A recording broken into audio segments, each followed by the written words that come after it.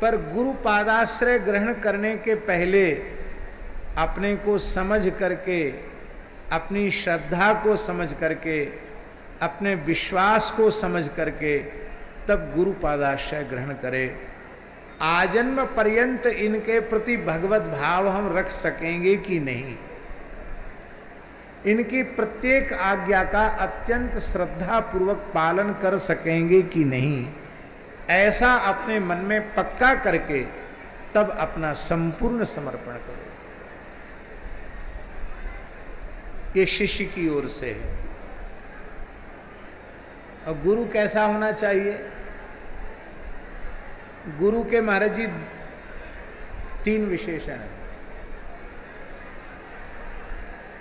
शिष्य का एक ही है, उसको अपनी श्रद्धा को समझकर समर्पण करना है।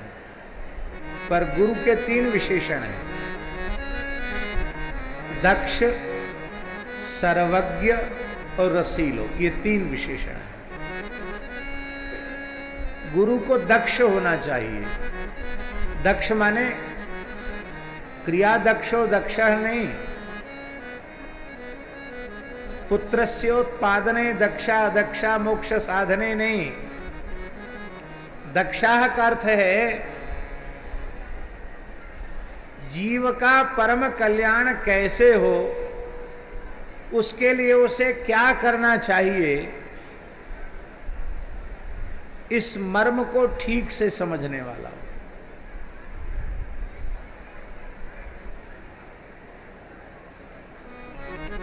दो चीजें हैं,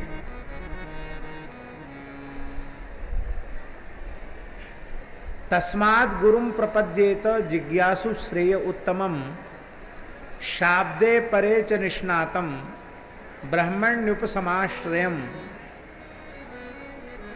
तद विज्ञानार्थम स गुरुमेवाभिगच्छेत शमित पाणि श्रोत्रियम ब्रह्मनिष्ठम। इत्यादि जो वचन कहे गए हैं उनका प्रयोजन ये है, यदि वह शास्त्रज्ञ नहीं होगा तो शिष्य के संदेह की निवृत्ति करने में समर्थ नहीं होगा, और केवल शाब्दिक ज्ञान होगा, अनुभव शून्य होगा, तो कोरे शाब्दिक ज्ञान से न अपने अविद्या का नाश कर सकता है, न शिष्य की अविद्या का क्षय कर सकता है। अनुभवात्मक ज्ञान होगा तभी वह भगवत प्राप्ति के पथ पर उसे अग्रसर कर पावेगा। तो दोनों ही होना चाहिए, दोनों ही होना चाहिए। शास्त्र को भी समझने वाला हो और अपनी सामर्थ्य से शिष्य को भगवत अनुभव में प्रतिष्ठित करने की सामर्थ्य भी हो। इसी को कहते हैं दक्ष। दूसरा विशेषण है सर्वज्ञ। अब महाराज जी बैठे हैं,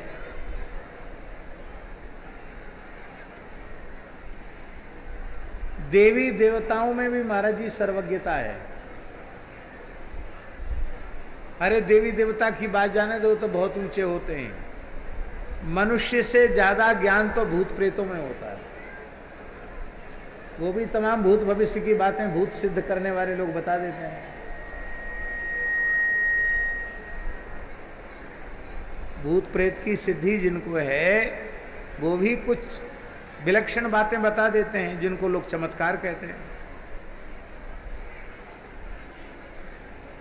पर मनुष्य की सर्वज्ञता, ऋषि मुनियों की सर्वज्ञता और देवी देवताओं की सर्वज्ञता, इसमें और भगवान की सर्वज्ञता में बहुत बड़ा अंतर है। इसलिए वस्तुतः सच्ची बात यह है कि कोई भी मनुष्य, देवी देवता, ऋषि मुनि यथार्थ में सर्वज्ञता प्राप्त नहीं कर सकता। उसकी सर्वज्ञता जो है वो सीमित है, पर भगवान की असीमित सर्वज्ञता है। इसलिए भगवान वेद कहते हैं यह सर्वज्ञः सर्ववित्।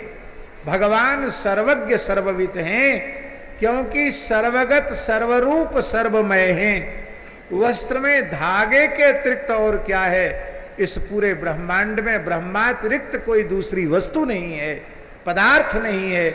इसलिए भगवान की अनंतानंत जीवों के भूत भविष्यत वर्तमान काल की संचित क्रियमाण प्रारब्ध की अनंत अनंत कर्म राशि को एक कालावच्छेदेन भगवान जानते हैं। ऐसी भगवान की अचिंत्य सर्वज्ञता है।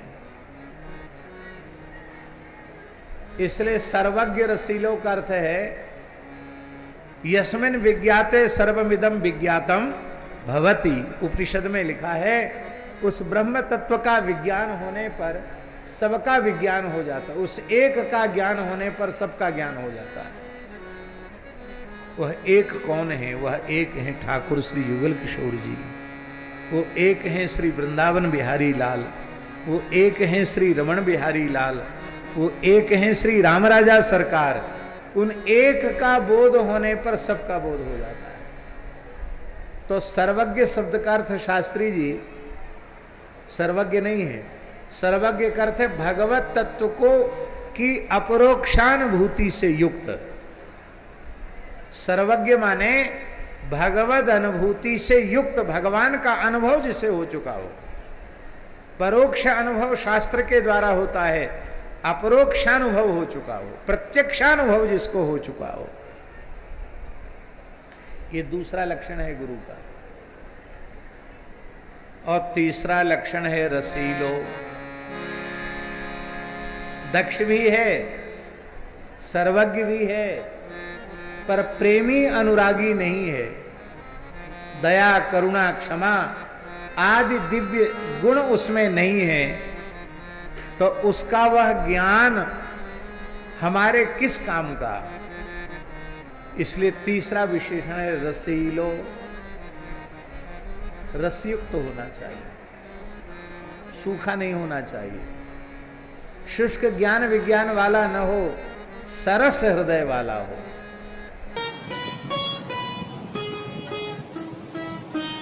श्री सीताराम प्रतिदिन सत्संग एवं दर्शन के लिए श्री महाराज जी के ऑफिशियल चैनल को जरूर सब्सक्राइब करें।